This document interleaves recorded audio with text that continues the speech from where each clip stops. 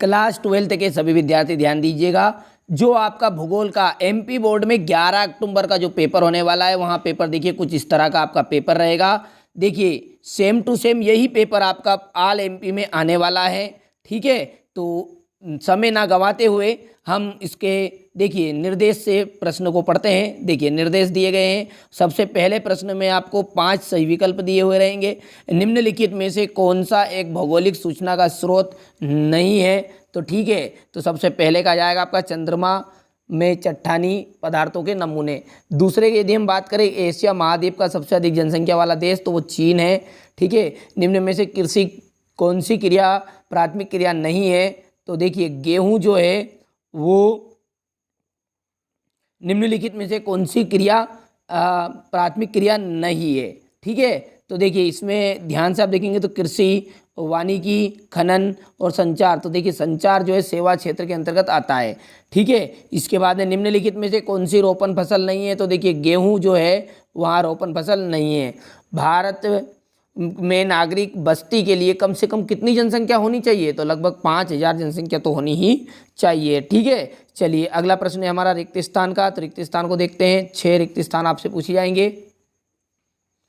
पहला है rate jail एक डेश भूगोल थे। ठीक है, तो ये जर्मनी के भूगोलवेत्ता थे, तो यहाँ पर जर्मनी आ जाएगा आपका। ठीक है, जर्मनी। और इसके बाद में आगे देखते हैं।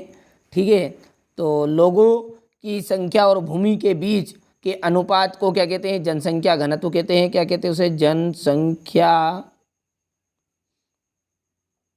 घनत्व कहते हैं। ठीक है, तीसरा है 60 वर्ष से अधिक आयु वाले लोगों को क्या कहा जाता है? तो उन्हें कहा जाता है वृद्ध जनसंख्या। क्या कहा जाता है?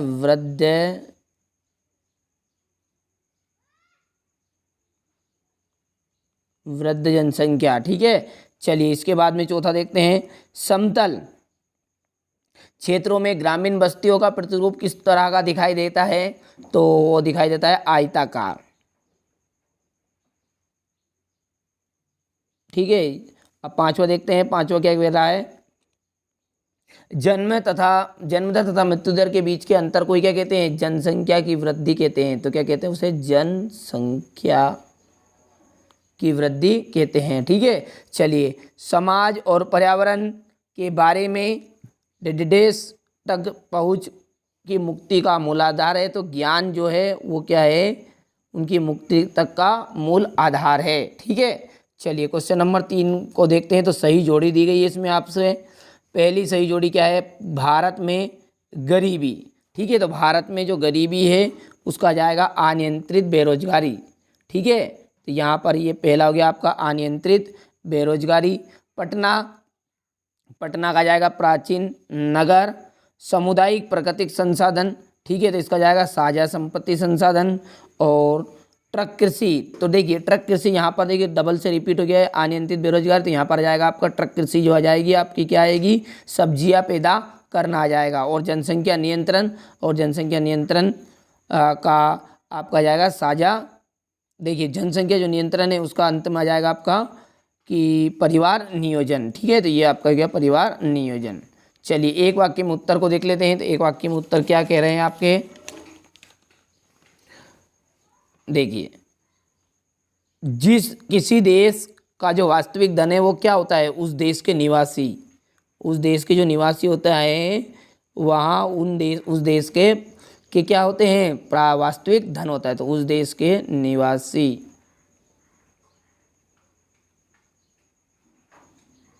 चलिए इसके बाद एक कौन सी क्रियाएं प्रत्यक्ष रूप से पर्यावरण पर निर्भर करती है? तो वो है प्राथमिक क्रियाएं। कौन सी क्रियाएं हैं? प्राथमिक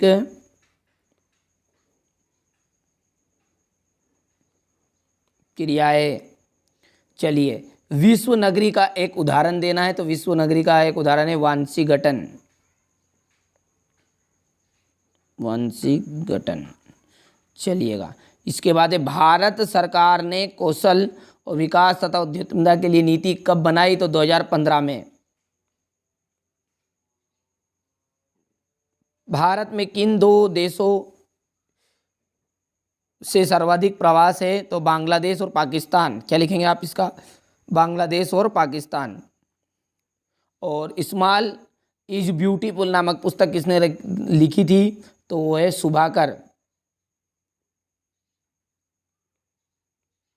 सुभाकर। ठीक है, अब देखिए क्वेश्चन नंबर 5 की यदि हम बात करें तो इसमें सत्य सत्य दिए गए हैं। तो देखिए आप पढ़ लीजिएगा, मैं टाइम व्यर्थ ना करते हुए बता देता हूँ आपको कि देखिए इसमें से जो आपका पहला है वो बिल्कुल एकदम राइट है, सत्य है। दूसरा सत्य है, तीसरा सत्य है, चौथा सत्य है और जो अंतिम है यहाँ पर पांचवा, तो ये पांचवा असत्य और छठा असत्य, यानी कि पांचवा आपका यहाँ पर असत्य है, बाकी टोटल सारे के सारे सत्य है। ठीक है, अब यहाँ से देखिए आपके 2 अंक के क्वेश्चन आंसर शुरू हो गए हैं। तो बढ़िया से आप इसका स्क्रीनशॉट ले लीजिएगा और अधिक से अधिक अंक प्राप्त करिएगा। यही प्रश्न आपके एग्जाम पेपर में आने वाले हैं। देखिए जो एमपी बोर्ड में इस साल त्रैमासिक परीक्षा हो रही है वो सेट के रूप में हो रही है, गए वर्ष सेट के रूप में नहीं हुई थी। तो आप निश्चिंत रहिएगा, एमपी बोर्ड में पेपर तो हर जगहों पर यही है। जो आपका फिजिक्स का पेपर आया था वो भी इसी तरह का आया था, कहीं पर ए सेट दे दिया, कहीं पर बी सेट दे दिया है, किसी को सी मिला है।